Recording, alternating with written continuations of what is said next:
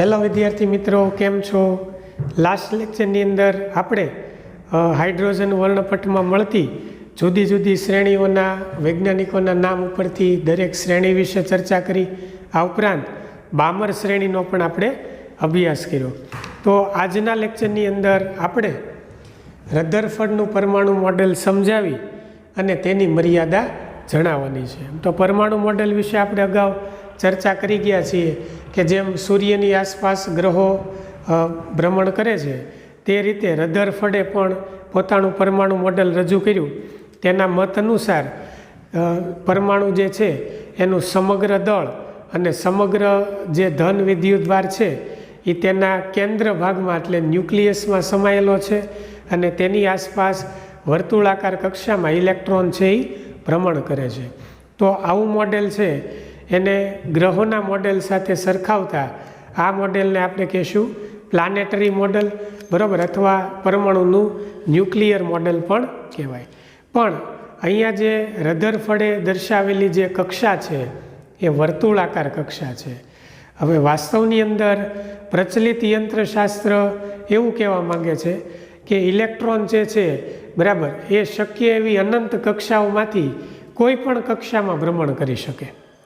એટલે એને કક્ષીય ત્રિજ્યા માટે એટલે કક્ષા માટે કોઈ પ્રકારની પાબંદી નથી. કોઈ પણ કક્ષામાં એ ભ્રમણ કરી શકે છે, બરાબર. હવે ઇલેક્ટ્રોન જ્યારે કોઈ પણ કક્ષામાં ભ્રમણ કરતો હોય, બરાબર, તો એ પ્રવેગિત ગતિ કરતો હોય, કેમ કે કેન્દ્રગામી બળ લાગે અને કેન્દ્રગામી બળ લાગે એટલે ઇલેક્ટ્રોન ઉપર પ્રવેગ ઉત્પન્ન થાય, બરાબર, એટલે એ પ્રવેગિત ગતિ કરે છે. હવે પાછું બીજી વાત એ કે વિદ્યુતભાર જ્યારે પ્રવેગિત ગતિ કરે ત્યારે વિદ્યુત ચુંબકીય તરંગનું શું કરે? ઉત્સર્જન કરે. તો આવો જે ઇલેક્ટ્રોન છે એ વિદ્યુત ચુંબકીય વિકિરણનું શું કરશે? ઉત્સર્જન કરશે. હવે ઇલેક્ટ્રોન સતત ઉર્જાનું ઉત્સર્જન કર્યા કરશે, બરાબર, તો એની ઉર્જા જે છે એ ધીમે ધીમે ઘટતી જશે. એટલે એની ત્રિજ્યા પણ ઘટતી જશે. જે ત્રિજ્યામાં એ ભ્રમણ કરે છે એ ત્રિજ્યા પણ ધીમે ધીમે ઘટતી જશે. તો છેવટે ઇલેક્ટ્રોન જે છે એ ન્યુક્લિયસમાં પરિણમવો જોઈએ. એટલે ન્યુક્લિયસની ફરતે જે ઇલેક્ટ્રોન વર્તુળાકાર માર્ગે ભ્રમણ કરે છે તે વર્તુળાકાર કક્ષાને બદલે તે કક્ષા જે છે એ કમાન આકારની, સ્પ્રિંગ આકારની, જે આપણે અહીંયા દોરીશું એવી હોવી જોઈએ, બરાબર. આમ રધરફર્ડ જે છે એની એ પરમાણુની સ્થિરતા સમજાવી શક્યો નહીં. તો એના પરમાણુ મોડેલની શું થઈ ગઈ? મર્યાદા થઈ ગઈ. તો હવે જે મેં તમને અહીંયા માહિતી સમજાવી એ જ માહિતી વિશે આપણે અહીંયા ચર્ચા કરીશું. તો ચાલો લખીએ. આપણે સૌપ્રથમ પરમાણુ મોડેલ લખીએ.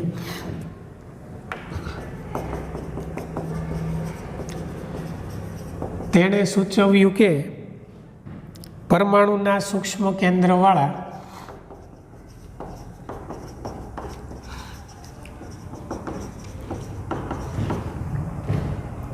ન્યુક્લિયસ ભાગમાં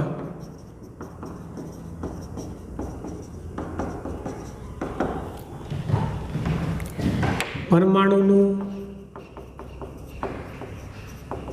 દળ અને પરમાણુનું સમગ્ર દળ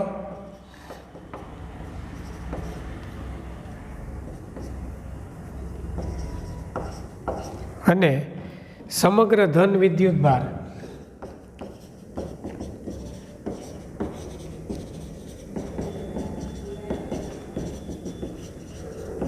કેન્દ્રિત થયેલો છે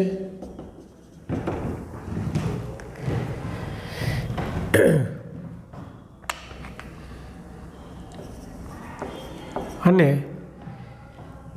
ઋણ વિદ્યુત ભારિત ઇલેક્ટ્રોન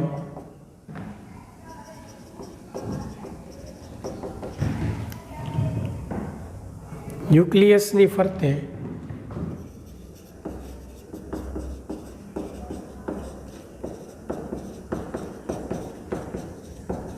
વર્તુળાકાર કક્ષામાં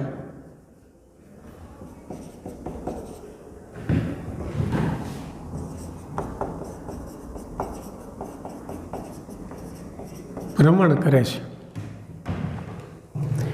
આને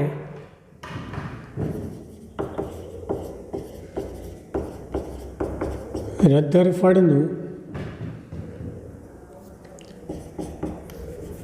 પ્લેનેટરી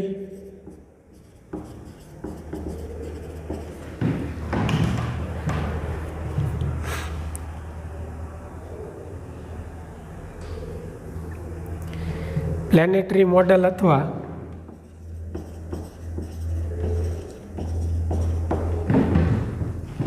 પરમાણુનું ન્યુક્લિયર મોડેલ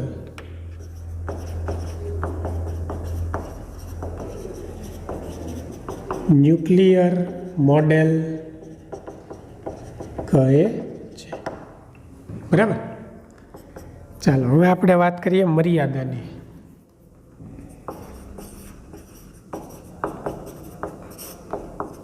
તો મર્યાદા સમજતા પહેલાં આપણે એક અહીં આકૃતિને ધ્યાનમાં લેશું.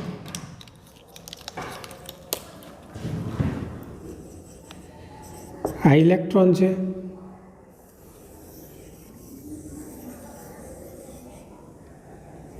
અને આ ન્યુક્લિયસ ભાગ છે. બરાબર. આ પોઝિટિવ, આ નેગેટિવ. ઇલેક્ટ્રોન આ માર્ગે ભ્રમણ કરે છે.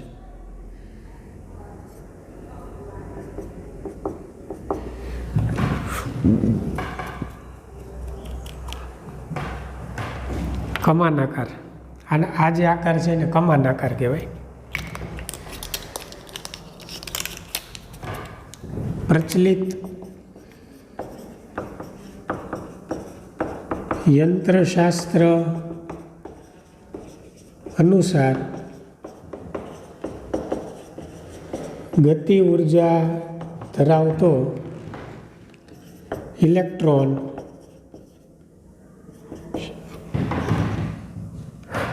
ન્યુક્લિયસને ફરતે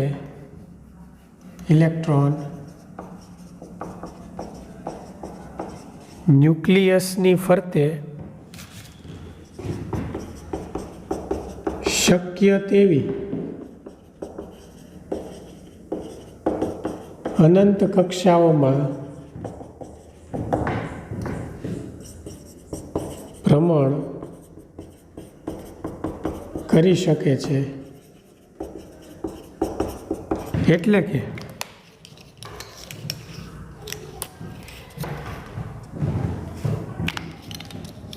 કે ઇલેક્ટ્રોનની કક્ષીય ત્રિજ્યા પર કોઈ પાબંદી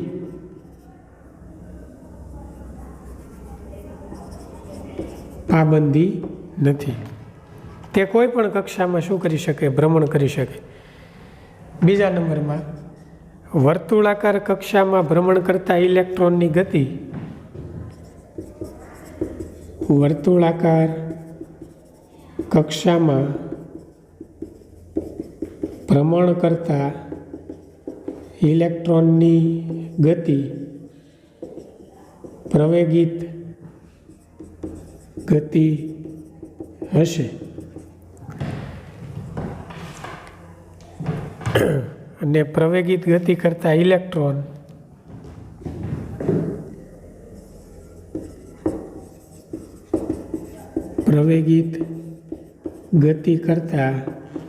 ઇલેક્ટ્રોન વિદ્યુત ચુંબકીય વિકિરણ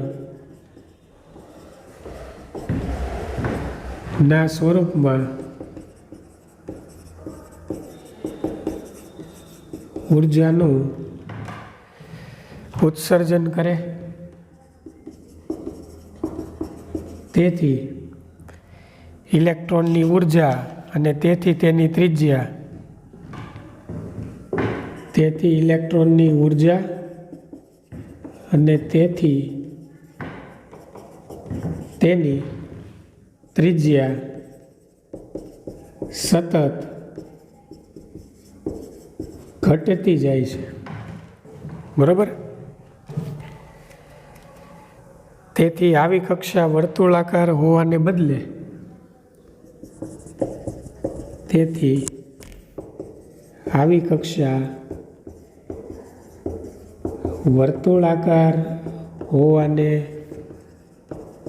બદલે કમાન આકારની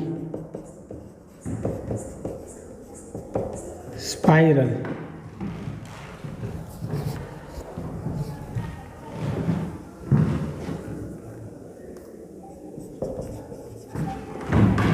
સ્પાઇરલ આકાર કહેવાય ને, કમાન આકારની હોય અને તે ન્યુક્લિયસમાં પરિણમતી હોવી જોઈએ. તે ન્યુક્લિયસમાં પરિણમતી હોવી જોઈએ. બરાબર, જે આકૃતિમાં દર્શાવેલ છે.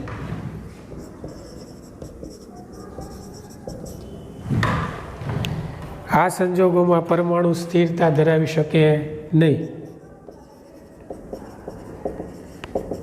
આ સંજોગોમાં પરમાણુ સ્થિરતા ધરાવી શકે નહીં. આમ રધરફર્ડનું પરમાણુ મોડેલ પરમાણુની સ્થિરતા સમજાવવામાં નિષ્ફળ નીવડ્યું. આમ રધરફર્ડનું પરમાણુ મોડેલ પરમાણુની સ્થિરતા સમજાવવામાં નિષ્ફળ નીવડ્યું. ચાલો સમજી લો છોકરાઓ. રધરફર્ડે શું સૂચવ્યું કે પરમાણુના સૂક્ષ્મ કેન્દ્રવાળા ન્યુક્લિયસ ભાગમાં પરમાણુનું દળ અને ધન વિદ્યુતભાર કેન્દ્રિત થયેલો હોય અને ઋણ વિદ્યુતભારિત ઇલેક્ટ્રોન ન્યુક્લિયસની ફરતે કેવી કક્ષામાં વર્તુળાકાર કક્ષામાં ભ્રમણ કરતો હોય. એને આપણે પ્લાનેટરી મોડલ અથવા ન્યુક્લિયર મોડલ કહીએ. તો હવે એની મર્યાદા શું થઈ આ મોડેલની અંદર? તો કે પ્રચલિત યંત્રશાસ્ત્ર એવું કહે છે કે ગતિ ઉર્જા ધરાવતો ઇલેક્ટ્રોન છે એ ન્યુક્લિયસની ફરતે કોઈ પણ કક્ષામાં ભ્રમણ કરી શકે, એને કોઈ પાબંદી હોય નહીં. બરાબર, વર્તુળાકાર કક્ષામાં ભ્રમણ કરતો ઇલેક્ટ્રોન છે એ પાછી પ્રવેગિત ગતિ કરે. બરાબર, હવે કોઈ પણ વિદ્યુતભાર જ્યારે પ્રવેગિત ગતિ કરે એટલે વિદ્યુત ચુંબકીય વિકિરણના સ્વરૂપમાં ઉર્જાનું શું કરે? ઉત્સર્જન કરે. હવે સતત ઉર્જાનું ઉત્સર્જન કરે તો ઉર્જા શું થાય? ઇલેક્ટ્રોનની ઉર્જા અને એની ત્રિજ્યા શું થાય? ઘટતી જાય. એટલે ઇલેક્ટ્રોન આમ ગોળ ગોળ ફરતો હોય, ઉર્જા ઘટે એટલે એની કક્ષા ઘટે, ઉર્જા ઘટે ને કક્ષાએ ઘટે, ત્રિજ્યા ઘટતી જાય. ઘટતી છેલ્લે ક્યાં પહોંચી જાય? ઇલેક્ટ્રોન ગતિ કરતો ન્યુક્લિયસમાં પરિણમે. બરાબર, તેથી આવી કક્ષા વર્તુળાકાર હોવાને બદલે કેવી હોય? આવી કમાન આકારની હોય. બરાબર, અને છેલ્લે એ ન્યુક્લિયસમાં પરિણમતી હોવી જોઈએ. એટલે આ કક્ષા ક્યાં પરિણમે? ન્યુક્લિયસમાં. તો આ સંજોગોમાં પરમાણુ સ્થિર રહી શકે નહીં, કેમ કે ઇલેક્ટ્રોન અને ધન વિદ્યુતભાર બે ભેગા થઈ જાય તો પરમાણુ ક્યારેય સ્થિર રહી શકે નહીં. આમ રધરફર્ડનું પરમાણુ મોડેલ સ્થિરતા સમજાવવામાં શું થયું?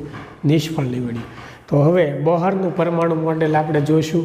બરાબર, બોહર નામના વૈજ્ઞાનિકે બે અધિતર્કના સ્વરૂપમાં પોતાનું પરમાણુ મોડેલ રજૂ કર્યું. બરાબર, તેની આપણે અહીંયા ચર્ચા કરીએ.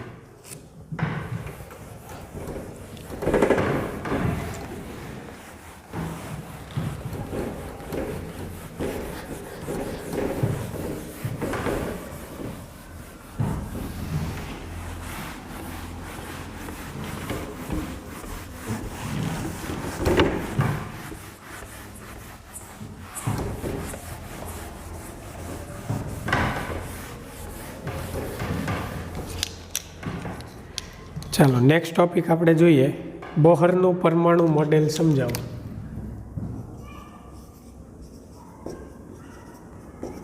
બોહરનું પરમાણુ મોડેલ સમજાવો.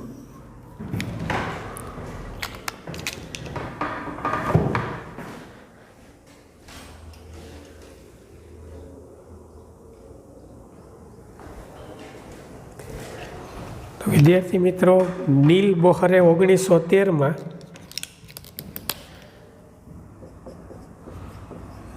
નીલ બોહરે 1913 રધરફર્ડના પરમાણુ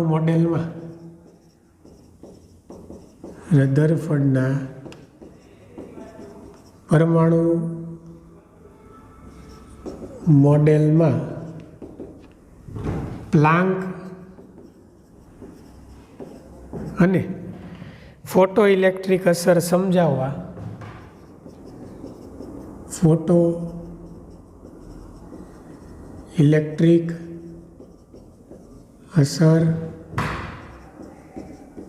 સમજાવવા આઇન્સ્ટાઈન દ્વારા નવા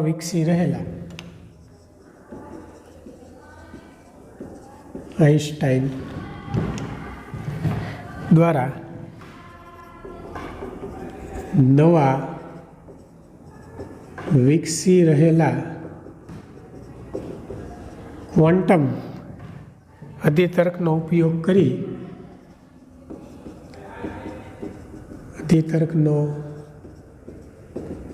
ઉપયોગ કરી તેણે આ વાદને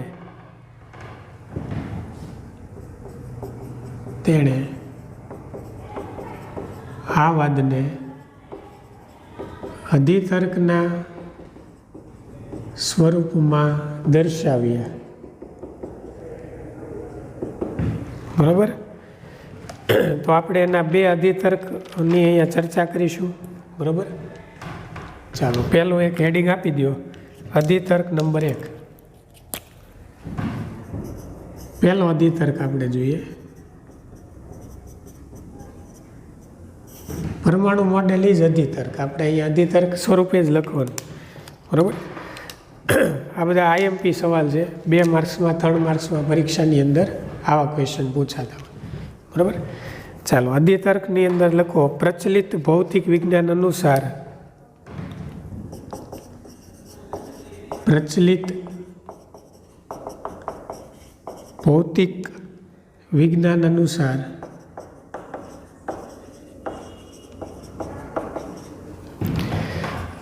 શક્ય તેવી અનંત સંખ્યાની બધી જ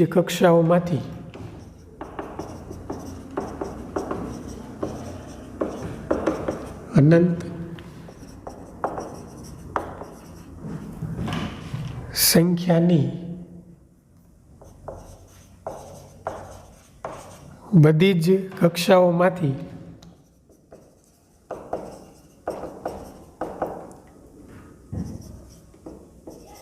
ઇલેક્ટ્રોન માત્ર એવી જ કક્ષાઓમાં ભ્રમણ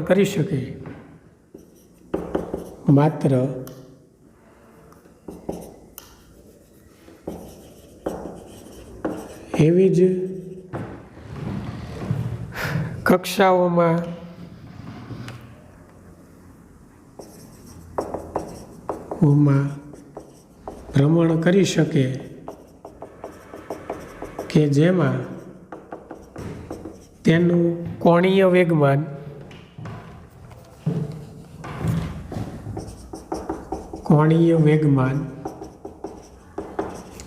h/2π ના પૂર્ણ ગુણાંકમાં હોય. બરોબર. આવી કક્ષાઓમાં ઇલેક્ટ્રોન એટલે અહીંયા કોણીય વેગમાન L = nh/2π લખવાનું. અને ચાક ગતિવાળા ચેપ્ટરમાં આપણે ભણી ગયા ધોરણ 11માં કોણીય વેગમાન L = mv/r. બરાબર.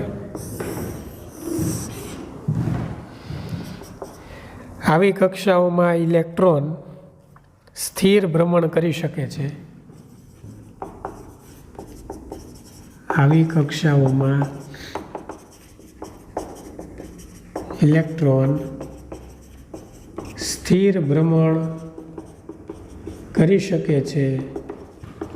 તેથી આવી કક્ષાઓને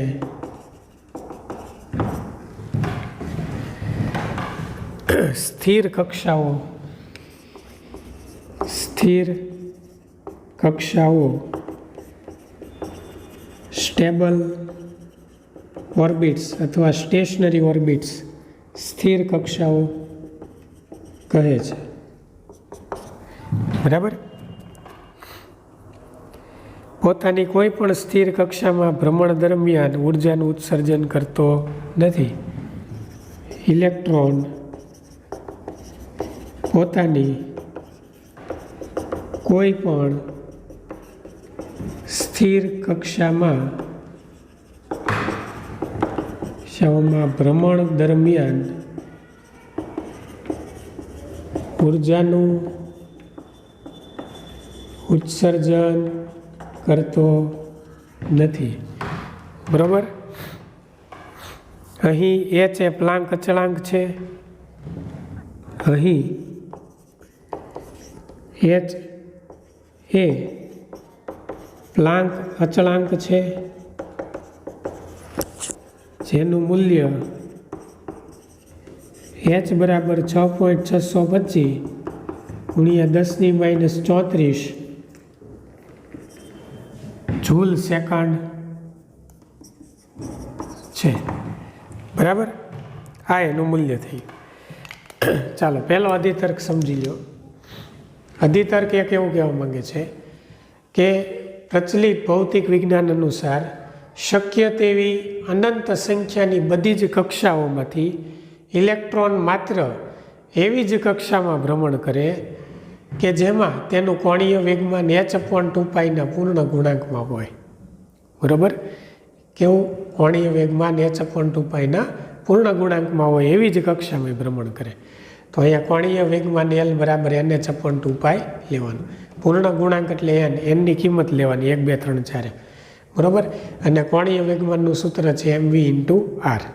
બરાબર. તો આવી કક્ષાઓમાં ઇલેક્ટ્રોન સ્થિર ભ્રમણ કરી શકે. બરાબર. જ્યાં એનું કોણીય વેગમાન h/2πના પૂર્ણ ગુણાંકમાં હોય તેવી કક્ષામાં ઇલેક્ટ્રોન સ્થિર ભ્રમણ કરી શકે. એટલે આવી જે કક્ષાઓ છે એને સ્થિર કક્ષાઓ કહેવાય. અને ઇલેક્ટ્રોન જ્યારે પોતાની કોઈ પણ સ્થિર કક્ષામાં જ્યારે ભ્રમણ કરતો હોય ત્યારે એ ઉર્જાનું ઉત્સર્જન કરતો નથી. અહીંયા સમીકરણમાં આવતું H છે એ પ્લાન્ક અચળાંક છે. પ્લાન્ક નામના વૈજ્ઞાનિકે જે સંકેત આપેલો છે એને આપણે H વડે દર્શાવીએ છીએ, જેનું મૂલ્ય 6.625 ગુણ્યા 10⁻³ જૂલ સેકન્ડ છે. તો આ થઈ ગયો અધિતર્ક નંબર 1. હવે આપણે વાત કરીએ અધિતર્ક નંબર 2ની. બરાબર. તો અહીં આપણે અધિતર્ક નંબર 2 જોઈએ.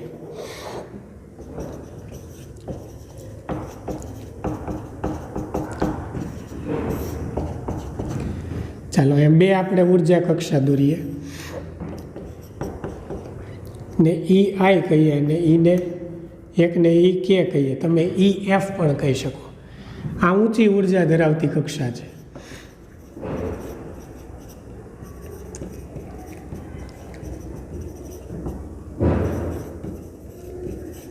આ નીચી ઉર્જા ધરાવતી કક્ષા છે. તો ઇલેક્ટ્રોન જ્યારે ઊંચી ઉર્જા ધરાવતી કક્ષામાંથી નીચી ઉર્જા ધરાવતી કક્ષામાં સંક્રાંતિ કરે. બરાબર.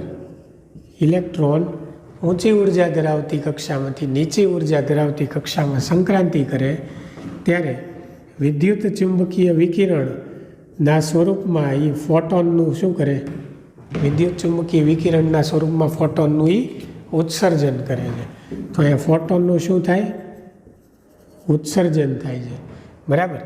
તો એની જે ઉર્જા છે એ EI - EK જેટલી ઉર્જા ધરાવતો એ શું કરે? ઉત્સર્જન કરે છે. એના કરતાં ઉલટું વિચારો તો ઇલેક્ટ્રોન જ્યારે નીચી ઉર્જા ધરાવતી કક્ષામાંથી ઊંચી ઉર્જા ધરાવતી કક્ષામાં જાય, અહીંથી અહીંયા ઉપર જાય ઇલેક્ટ્રોન. બરાબર. ત્યારે એ EI - EK જેટલી ઉર્જાનું શું કરશે? શોષણ કરશે. બરાબર.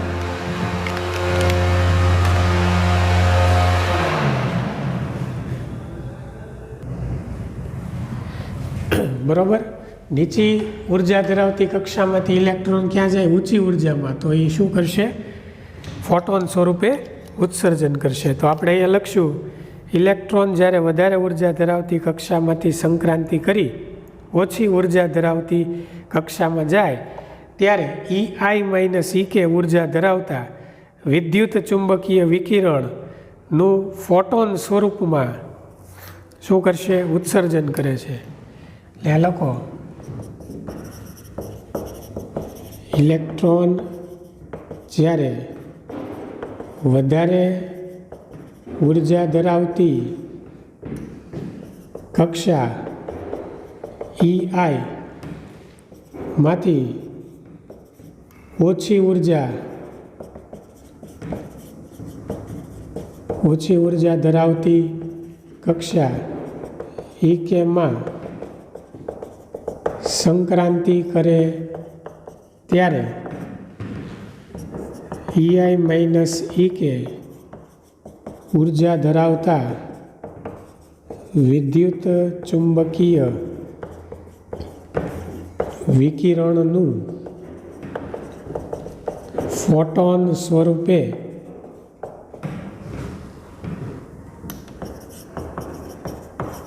ઉત્સર્જન કરે છે, જેની આવૃત્તિ EI માઇનસ EK બરાબર HF સૂત્ર પરથી મેળવી શકાય છે. જ્યાં H એ શું છે? પ્લાન્ક અચળાંક. F એ શું છે? આવૃત્તિ છે. બરાબર. તે જ રીતે F આવૃત્તિવાળા ફોટોનનું શોષણ કરે. તે જ રીતે F આવૃત્તિવાળા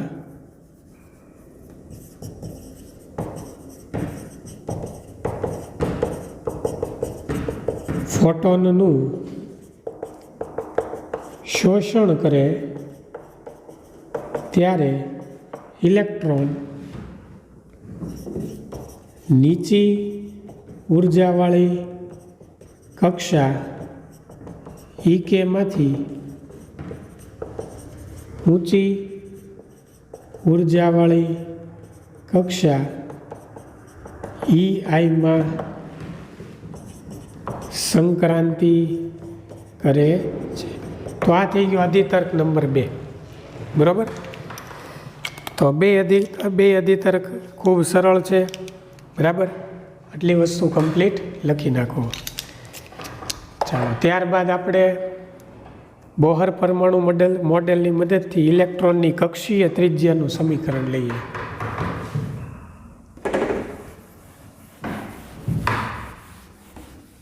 ચાલો, નેક્સ્ટ ક્વેશ્ચન.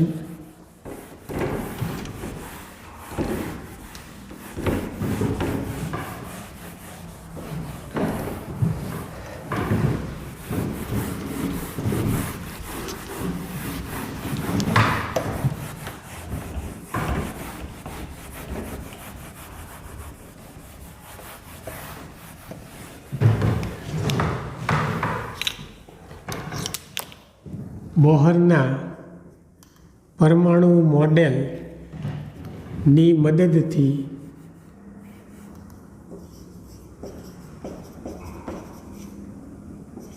ઇલેક્ટ્રોનની કક્ષીય ત્રિજ્યાનું સૂત્ર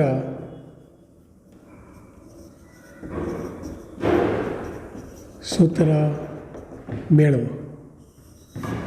ચાલો, આપણે ઇલેક્ટ્રોનની કક્ષીય ત્રિજ્યાનું સૂત્ર મેળવવું છે.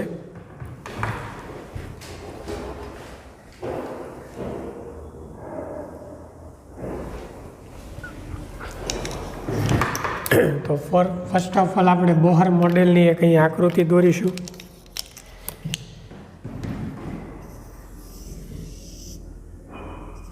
ચાલો, આ એક ઇલેક્ટ્રોન છે, તે આ માર્ગે ભ્રમણ કરે છે. તેની રેખીય ઝડપ v છે. આ ન્યુક્લિયસનો વિદ્યુતભાર Ze છે. આ માર્ગની ત્રિજ્યા r છે. તો આપણે કક્ષીય ત્રિજ્યા r નું સમીકરણ મેળવવું છે. બરાબર. વચ્ચેનો ભાગ ન્યુક્લિયસ છે.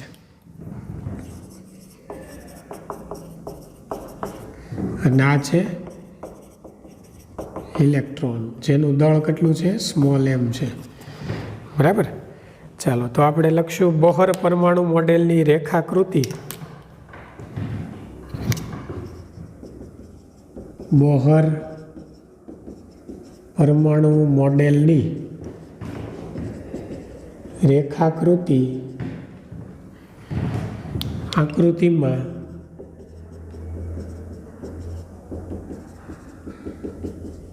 દર્શાવેલ છે. ચાલો ધારો કે ઇલેક્ટ્રોનનું દળ, ધારો કે ઇલેક્ટ્રોનનું દળ m,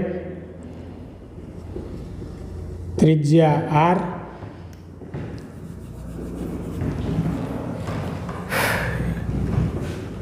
દળ m, વિદ્યુતભાર E, કક્ષીય ત્રિજ્યા r અને રેખીય ઝડપ સ્મોલ v છે. આ ઇલેક્ટ્રોન આ માર્ગે શું કરે છે? ભ્રમણ કરે છે. ન્યુક્લિયસમાં રહેલો વિદ્યુતભાર, ન્યુક્લિયસમાં રહેલો વિદ્યુતભાર પ્લસ ZE છે, જ્યાં Z એ કોઈ પણ તત્વનો પરમાણુ ક્રમાંક છે. તમે જે તત્વ લ્યો, આપણે હાઇડ્રોજન તત્વ લેશું. બરાબર. એટલે તત્વનો પરમાણુ ક્રમાંક છે. રેડી. ચાલો તો ફર્સ્ટ ઓફ ઓલ ઇલેક્ટ્રોન જે છે એ ન્યુક્લિયસની ફરતે પરિભ્રમણ કરે છે. એટલે અહીંયા લખશું કે ઇલેક્ટ્રોનને પરિભ્રમણ કરવા જરૂરી કેન્દ્રગામી બળ એ ન્યુક્લિયસ અને ઇલેક્ટ્રોન વચ્ચે લાગતા કુલંબીય બળ અથવા વિદ્યુતીય બળ, તમે જે કહેવું હોય, વિદ્યુતીય બળ દ્વારા પૂરું પડાય છે. આપણે જાણીએ છીએ. તો અહીંયા લખી શકાય કેન્દ્રગામી બળ બરાબર શું લખાય? કુલંબીય બળ, અથવા તમે વિદ્યુતીય બળ પણ લખી શકો. ચાલો, કેન્દ્રગામી બળ એટલે mv²/r, કુલંબીય બળ એટલે કે Q1 Q2/r², કે એટલે 1/4πε0. આનો વિદ્યુતભાર ZE, આનો વિદ્યુતભાર E એટલે E²/r², સમીકરણ નંબર 1. ચાલો હવે બોહર અધિતર્ક 1 મુજબ ઇલેક્ટ્રોનનું કોણીય વેગમાન કેટલું હોવું જોઈએ?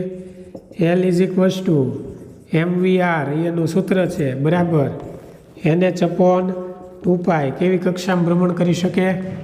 h/2π ના પૂર્ણ ગુણાંકમાં હોય. બરાબર. તો L = NH/2π, આનો સ્ક્વેર કરો એટલે m² v² r² બરાબર n²h²/4π². આ સમીકરણનો આપણે શું કર્યો? સ્ક્વેર.